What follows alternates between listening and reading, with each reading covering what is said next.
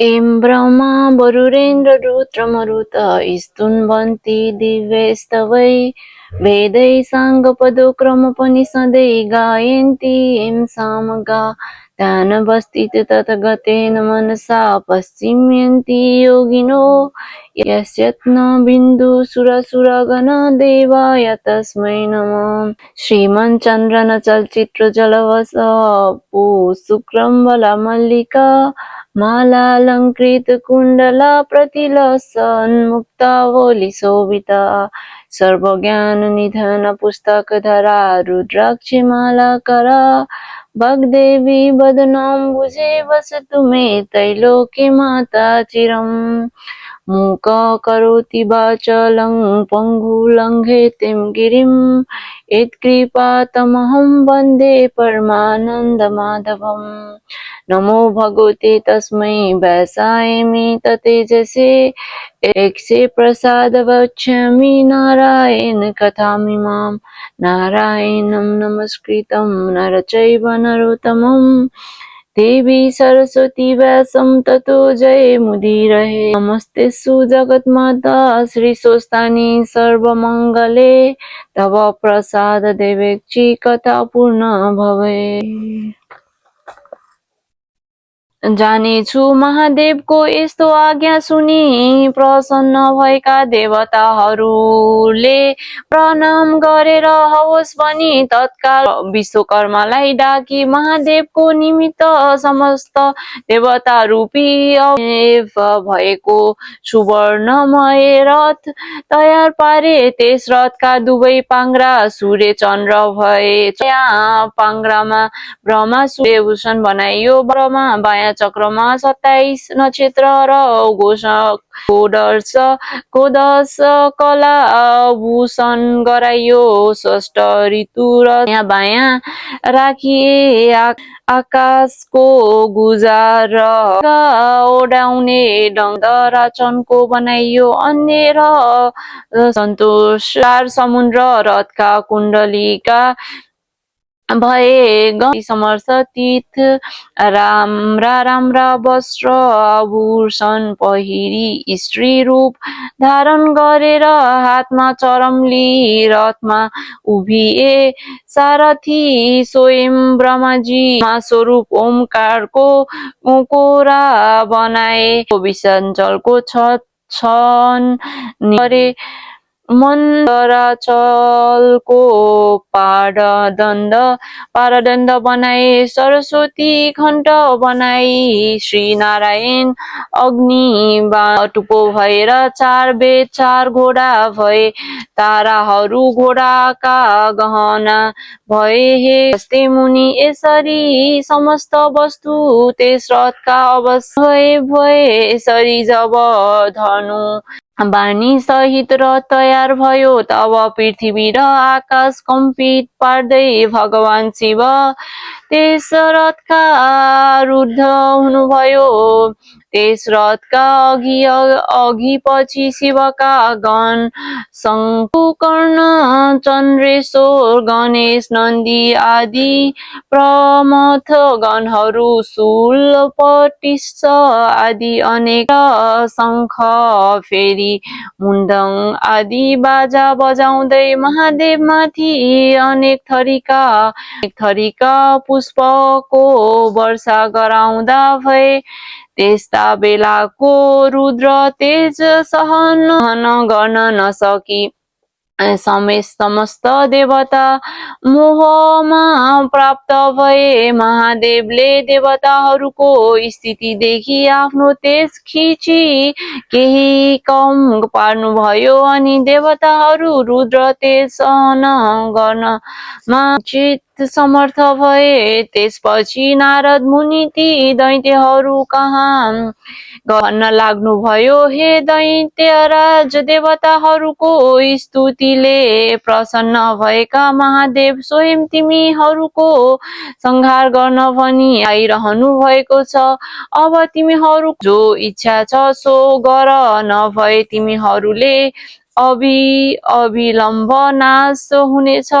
नारदजीका यस्ता वचन सुनि दैत्यराज महेरले आफ्ना तारकाख्य विभु माली र योद्धाहरूलाई डाकी नारद मुनिले आज्ञा भएको सबै कुरा पूर्वेदन गर्न कसको पराक्रम वा शक्ति यदि समस्त देवता यक्षे गन्धर्व किन्नर जो आए पनि यो त्रिपुर अवेद्य नै रहनेछ।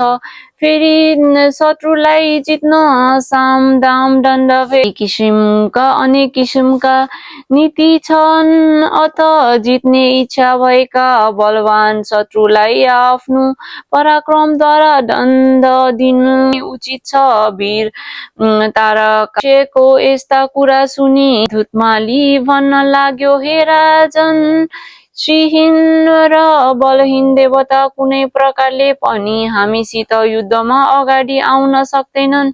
यदि कोही मूर्खता गरेर हामीसित युद्ध गर्न अघि सर्छ भने त्यो अवश्य क्षमा प्राप्त हुनेछ, यसमा शङ्का छैन। हे राजन, यसमा चिन्तित हुनुपर्ने केही कुरा छैन।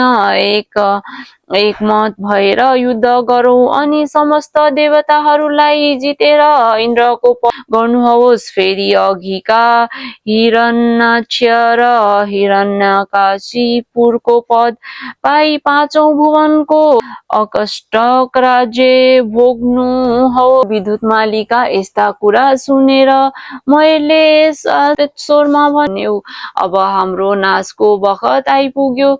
यति भनेर देह कम्पित पार्दै र शिर हल्लाउँदै फेरि भन्न लाग्यो, जो शत्रु आफूभन्दा बलियो वा निबल छ भने त्योसित साम दाम दण्ड भेद आदि निम्तिको प्रयास गर्न सकिन्छ। तर यी त सम्पूर्ण जगतका स्वामी श्री महादेव हुन्। उनी दानव र देवताहरू भन्दा धेरै श्रेष्ठ छन्। यदि देवताहरूको हितका लागि उनी स्वयं हामीलाई मार्न आइरहेका छन् भने यसको त कुनै पनि उपाय छैन। केवल महादेवको गई उनलाई नमस्कार गरौँ भन्ने मेरो यो अन्तिम निर्णय हो। यदि हामी उदण्ड झैं कठोरता धारण गरेर उनका सामु युद्ध गर्न गयौं भने केवल उनको हेराइले नै भस्म हुनेछौं। नदी देवता पनि दुखी भएर जसका शरणमा जान्छन्, आज उनै ईश्वर हाम्रो नाश गर्न आइरहेका छन् भने हाम्रो के गति होला भन्न सकिन। क्षण मात्रमा पूर्ण सृष्टि पालन र नाश गर्न शक्त छन्। फेरि जगतका कारण र मुक्तिदाता पनि हुन्। ती महादेव सहित युद्ध गरेर हामी कसरी जित्ने आशा गर्न सक्छौ? हे वीर हो, हाम्रो विधिहीन तपले के हुन सक्छ? फेरि त्यसको फलहरूले धेरै वर्षसम्म भोग गर्न सक्यौं।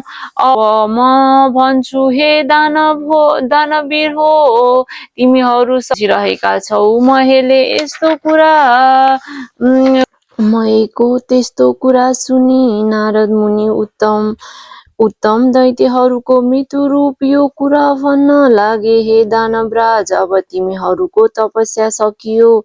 यदि संग्राम पछि हटेर नपुंसक झैं देवताहरूको शरणमा जानुभन्दा त संग्राममा लडी वीरगति पाउनु नै उत्तम ठान्दछु।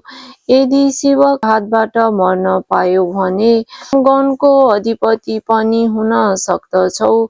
संग्राम नगरेर शरण पर्न गयौ भने पनि देवताहरूको हितका लागि तिमीहरूलाई नमारी छाड्ने छैनन्। फेरि दानवराजहरूका राजा वीर पराक्रमी भएर पनि कायरतातिर लाग्नु उचित छैन। कायरतादेखि शिवजी प्रसन्न हुनुहुन्न, बरु युद्धमा पराक्रम देखाउने वीरदेखि प्रसन्न हुनुहुन्छ। अवश्य लड। यी सहयोगले जित्यो भने तिनै लोकको सुख भोग गरौला। नारद मुनिका यस्ता कुरा सुनेर तारकाक्ष र विद्युतमाली दानवहरू आवेशीन भइसकेका हुनाले भन्न लागे, नारदजीले आज्ञा भएको उचित हो। राजमहेलले पनि अरूको कुरा सुनि अब समस्त दानव वंश सहारा हुने समय भयो भन्ने जानी नारदजीले आज्ञा भएको उचित हो भनी समस्त समर्थन गरे। अनि महेका वचन सुनेर नारदजी पनि प्रसन्न हुनुभयो र समस्त दैत्यहरूलाई युद्ध अघि महादेव कहाँ गए, उहाँ भएको कुरा सबै गरे। त्यसपछि समस्त दानवहरू युद्धको इच्छा गरी अनेक तरहका शास्त्रले सज्जित भई लड्न तयार भए। बलनामा, नेमिनामा, बासुर, बाक्ष, विद्युतमाली आदि दानवहरूको निश्चय गरी राजा महेका सामुने आई अनेक प्रकारले सिंहनाद गर्न थाले। फेरि ती दानव सैन्य भयदायक देखिन लागे। स्पर्श ऊ रथ आयो, उता हेर ऊ महादेवका रथको ध्वजा देखियो। भन्न लागे, भएर शोक त्यागी नाना तरहका शस्त्री पशुको नजिक गए झैं कालले प्रेरित दैत्यगण शिवको रथ कहिले आइपुग्छ र युद्ध गर्न पाइन्छ भनी हेरिरहे। त्यसै बखत पश्चिम सागरको शिरोभागमा रहेको अनेक सौन्दर्यले शोभा बढाइरहेका ध्वजा पताका आदिले सज्जित एवं सुशोभित मेरु पर्वत समान त्रिपुर देखियो। नदीले क्षण आदि महादेवका प्रथाहरू उच्च स्वरले सिंहनाद गर्न लागे। तिनको सिंहनाद सुनेर दानव गणहरू पनि नगर छाडी बाहिर निस्के। यस्ता चण्डेश्वर पनि उज्जवल डरलाग्दो मुख पारी शिवगणका सामुने आए। फेरि बेमान त्रिशूल हातमा लिई शिवकै समान पराक्रम गर्ने इच्छा भएका गणका अधिपति पाछे भागमा आए। अर्को गणका स्वामी शंकु कुकर्ण मुसल हातमा लिएर अर्को पारसमा डटे। भृंगी, रिष्टि, टुण्डी र वीरभद्र आदि प्रथम वीरहरू पनि वज्र त्रिशूल गदा आदि यस्ता दानव गण र शिवजीको रथ आएको देखेर युद्धका निम्ति अनेक शस्त्र लिएर शिवगणमाथि जाइलाग्यो। अनि दुवै तर्फबाट युद्ध सुरु भयो। शिवजी पनि त्यसलाई भस्म लागे झैं देखेर प्रसन्न मुद्रामा संग्राममा तत्पर हुनुभयो। ती महाबली दानवसित जुंगीले 10 बाणद्वारा विद्युतमालाई भेदन गरे, तर राता नेत्र पारेर अनेक शिलाले ठोक्दा पनि उनलाई केही हानि गर्न सकेनन्। तब श्रृंग दैत्यका पिठ्युदेशमा प्रहार गरे अनि उसले पनि सप झैं निश्वास फेदे। ठूलो शूलले भृंगी र रिष्टिलाई मर्ममा प्रहार गर्यो। त्यसको पीडा खप्न नसकी भृंगी र रिष्टि संग्रामबाट भागे। दानवराजले जब तिमीहरूलाई यसरी भगाएथ्यो, उसलाई पनि 1000 शरणको प्रहारले घायल तुल्यायो। फेरि 63 र 10 बाण थपेर थपेर सर्वाङ्गमा घाउ गरायो। बिको त्यस्तो अदम्य साहस देखेर गणेशजी पनि रिसाई सुष्ट लामो पारेर त्यस दानवको घाँटीमा बेसरी निमोठी। म त हात्तीले तलाउमा फुलेको कमलको पुष्टलाई सहजै उखलेर फाले चाहिँ गरी विद्युत दानवको शिर उखलेर फालिदिए अनि गिडबाट छुट्टिएको उनको शरीर सरोवरबाट छुट्याए। दाँतमा अड्केको कमलको पुष्प चाहिँ शोभित भयो। त्यो देखि भृङ्गी र दृष्टिले अनेक स्तुति गान गरे अनि नेमिनामा र बल दुवै दानव रिसाए। यसका सर्वाङ्गमा बाण हानेर घाउ लगाउन थाले। ती दानवलाई कुनले बीचमै रोकेर तिनका रथ समाए विरती गराए। ती दुवै दानव पनि तत्काल अर्को रथमा चढेर आई चण्डेश्वर र सबै अङ्गमा अनेक बाण प्रहार गरी घाउ पारिदिए। गणनायक र चण्डेश्वरले पनि दानवका प्रहार खपेर रिसले रातारात आँखा पारी हातमा मुसलले त्यसको चोट खप्न नसकी दुवै दानव यमराजको नगरमा पुगे। त्यसपछि त्रिपुरा निवासी ठुला जो योद्धाहरू थिए ती सबै रिसले चुर भई एकसाथ निस्केर वज्र त्रिशूल परिध कुठार आदि अष्ट लिई शिवजीका गणमाथि जाइलागे। यसरी घोर संग्राम चल्न लाग्यो। महादेवको आज्ञा पाएका शिवगणहरू पनि कदली बन्दतो पारे झैं र उन्मत्त सिंहले मृग लकाए झैं ती दानवलाई चित्रभित्र पारी मार्न लागे। ती दैत्यहरूका छैनन् कसैका गिर छैनन्। त्यस्ता युद्धमा रगतको नदी बगे झैं भयो। वायुको बेगले छिन्न भएका मेघ झैं र वज्रको चोटले धुलो भएका पताका शिखर जस्तै लड्ने पश्चिम समुद्रमा गिर्दै गए। जब नेमिनामा र बलनामा वीरलाई शङ्करकर्णले मारे भने सुनेपछि तारकाक्ष नामको दानव रिसाएर गणनायकमाथि झम्टियो र गरेर घायल पारिदियो। तब शङ्खकुशनले पनि त्यसको शिर सुसल बजारी ससुरले सिंहनाद गरे अनि त्यो दानव हीन भएर जस्तै देखियो अनि निर्धक्कसित त्यसका छातीमा प्रहार गरे। चोटले दानव भूमिमा लम्त उठेर चक्र लिई गणनायकमाथि प्रहार गर्यो अनि शङ्खकुशनले रिसाई साह्रै पीडा पार्ने गरी मुर्कीले हिर्काए। त्यो चोटले दानव फन्न घुमेर ठली मुर्छा पर्यो र दिव्य त्याग्दो भयो अनि त्यो चोट खप्न नसकेर मृत्युमा प्राप्त भयो।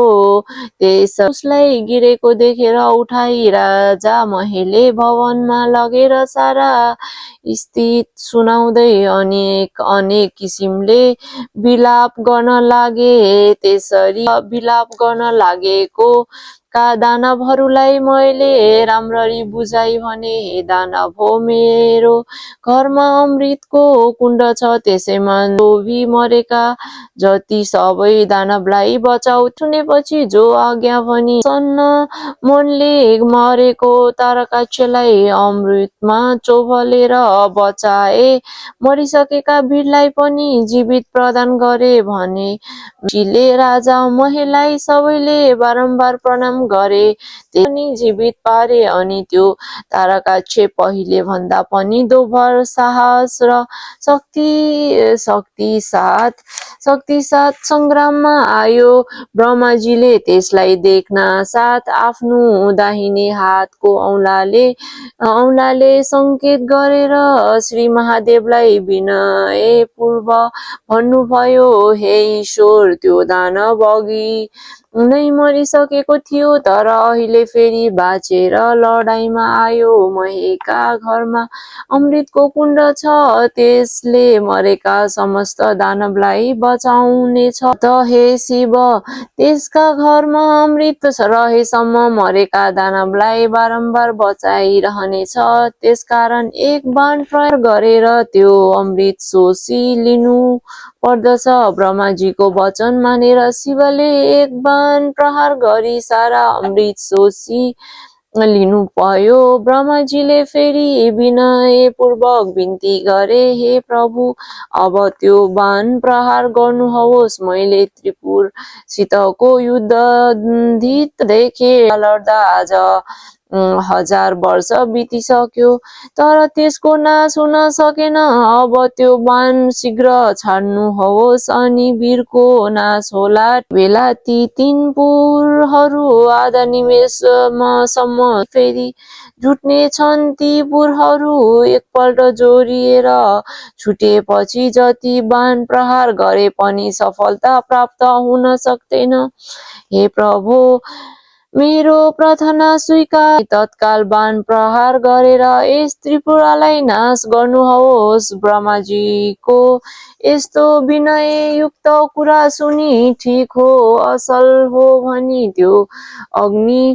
त्यो उग्र बाण धनुमा राखी धनुलाई तल माथि झुकाई दिव्य 10,000 वर्ष पुग्न साथ आधा निमेष आँखा जिम्म गरेर उधे जति समयको लागि त्रिपुर जो महादेवले आफ्नो योग बलले निश्चल पारिदिनुभयो अनि जसको टुप्पामा अग्नि सोम थिए त्यो नारायण रूपी बाण शिवले प्रहार गर्नुभयो। त्यो बाण छुट्याउन साथ त्रिपुरका भव्य महलमा आगो लागेर चारैतिर उड्न थाल्यो। अधिक कष्ट भन्ने शब्द सुनेर लाग्यो। महादेवले तिलाई भन्नुभयो, त्यो महेदानव मेरो प्रिय भक्त छ, त्यसलाई अग्निले नडराउन्। श्री महादेवको त्यस्तो आज्ञा पाउन साथ वायु रूप भई बाण भन्दा पनि बेगले गई महेको घरमा नदीले देखे। राजा महे शिवलिङ्ग सामुने राखी उनकै ध्यान गरिरहेका नदीले महेलाई भने, अग्निले तिमीलाई जलाउने छैन। महेले तुरुन्त नदीलाई प्रणाम गरे। त्यसै बेला अग्नि पनि आइपुगेर नदीले शिवको आज्ञा अग्निलाई सुनाइदिए। तब अग्निले महे दानवतिर फर्केर भने, भक्त, अब तिमी यो नगर छाडेर तुरुन्त जाऊ। महेले जो आज्ञा वर्णको शिवलिङ्ग बोकी तत्काल पाताल गए। यस्ता नन्दीले फर्केर गई सम्पूर्ण कुरा शिवजीलाई बिन्ती चढाए। अब त्रिपुर सक्यो। त्यसका मधम भत्किएर नासिन थाले। अनेक दानव र तिनका परिवारहरू कराएको मात्र सुनिन थाल्यो। खुस्केका अनेक सुन्दरी स्त्री घरबाट बाहिर निस्की रोए। कराएको चर्को स्वर सुनेर पत्नीका अत्यन्त प्रिय नारीहरू अग्निबाट डराई घरमै यता उता डगुनु र कराउन थाले। जस्तै पर्वतमा भूमिकम्प हुँदा त्यहाँका घरहरू भयले व्याकुल हुन्छन्, त्यस्तै आफ्ना पतिलाई भयले आकुल भई अङ्कमाल गर्न थाले। कोही डराई भाग्न लागे। कतिपय दानवगण आफ्ना स्त्रीलाई बोकेर नगर छोडी बेगले भाग्न लागे शिवको भक्तिले हिन वस्त्रभूषणले पनि हिन हस्तकार देख्दैमा दानवहरू उडेर सागरमा खस्न लागे जति दानवहरू समुद्रमा खस्ते ती सबैभन्दा हल्का अनेक जन्तुले खान थाले समुद्रमा फाली जल जन्तुको भोजन भए कोही आधा डरेर कोही भाग्दा लडेर त्यस प्रकार त्यो अमोद समुद्रमा डुबाई फेरि भगवान शिवको हातमा आइपुग्यो त्यस प्रकारले त्रिपुर भस्म भएपछि देवताहरू आफ्ना आफ्ना अधिकार पाई शिवजीलाई प्रणाम गरेर स्तुति गर्न लागे हे रुद्र आज हजुरद्वारा जुन जुन रौद्र गयो त्यो अन्य कसैबाट पनि न कहिले भएको थियो न फेरि हुनेछ हे शङ्कर यो कामले हामी समस्त देवताहरूको कष्ट निवारण गरिदिनु भयो अत हजुरलाई कोटि कोटि नमस्कार देवगणले स्तुति गरेको सुनि महादेव प्रसन्न भएर आज्ञा गर्नुभयो देवता हो आफ्ना प्रिय भक्तजनहरूलाई सदैव पुत्र जस्तै स्नेहपूर्वक गर्नु पर्दछ आज त्रिपुरावासी दानवहरूको संहार हुन गएकोले घरको इच्छा पूर्ण भयो अब तिमीहरू खुसी साथ आफ्ना आफ्ना आश्रममा जाओ श्री महादेवले यस्तो आज्ञा भएको सुनि महादेवलाई दण्डवत प्रणाम गरी आफ्ना लोकमा जाँदा भए देवताहरू गएपछि दिव्रिङ्गी भूत प्रेत पिशाच डाकिनी शाकिनी सहित भएर शिवजी कैलाशपुरी पाल्नु भयो हे अगस्त्य मुनि सहसा कसैले वर्णन गर्न नसके त्रिपुरले सुनाए जो शिव भक्त खुसी साथ यो 5औं अध्यायको कथा सुन्ला वा सुनाउला त्यो समस्त पापबाट मुक्त भएर मरेपछि शिवको पास भई सदैव कैलाश सैमा बस्न पाउला श्री स्कन्द पुराणे केदार खण्डे माघ महात्म्ये कुमार अगस्त्ये संवादे श्री स्वस्तानी परमेश्वराया व्रत कथा त्रिपुरा दानव वर्णन नाम 5म अध्याय हरि हरि नैतु मंगल व सकल जग मंगललाए श्रीमान दिनकर किरण निबोधित नवनलीन निवेचन कृष्ण काले वर्ष तु पर्जन्ये सस्य शालिनी दोषरिं क्षोभरहितो ब्रह्मा सन्तु निर्भया अपुत्रा पौत्रिण सन्तु पौत्रिण निधन सधन सन्तु जीवन्तु शरदां शतं तत्रैव गंगा यमुना तत्र गोदावरी सिन्धु सरस्वती च सर्वाणि तीर्थानि वसन्ति तत्र यातच्युतद्वारा कथा प्रसंग या कुण्डेन्तु हर धवला या शुक्रवर्षाभित्र वृणा वरन्द मण्डितकरा या श्वेत पद्मासन या ब्रह्माच्युत शङ्कर प्रभृति वै सदा वन्दिता सा मां पातु सरस्वती भगवती निशेष जडे पाहा कायेन वाचा मनसीन्द्रियर्वा बुद्धत्यात्मा वा प्रकृति स्वभावता करोमि यद्यत् सकलं परस्मै नारायणेति समर्पये तत् हरि हरि तानी परमेश्वराय नमः हात का पुच्छत चढाई श्री स्वस्थानी देवी की जय भनी सबैले जयकारा गर्नु अनि श्रद्धापूर्वक फूल प्रसाद ग्रहण गर्नु जय की जय।